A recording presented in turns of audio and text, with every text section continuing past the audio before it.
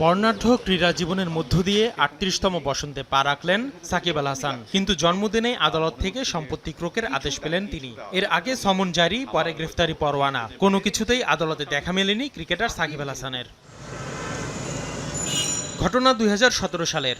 IFIC bank থেকে ১.৫ কোটি টাকা ঋণ নেয় সাকিব আল হাসান অ্যাগ্রো ফার্ম। কিন্তু নির্ধারিত সময়ে ঋণ পরিশোধ না করায় ব্যাংক থেকে একাধিকবার চিঠি পাঠানো হয়। পরে ব্যাংকে ২০২৪ সালের ৪ সেপ্টেম্বর সুদে আসলে ৪,১৪,০০,০০০ টাকার দুটি চেক দেয় প্রতিষ্ঠানটি। কিন্তু অ্যাগ্রো ফার্মের ব্যাংক হিসাবে পর্যাপ্ত টাকা না থাকায় চেক প্রত্যাখ্যান করা হয়। এতে টাকা পরিশোধের জন্য লিগ্যাল নোটিশ পাঠালেও আর সদুত্তর পায়নি আইএফআইসি ব্যাংক।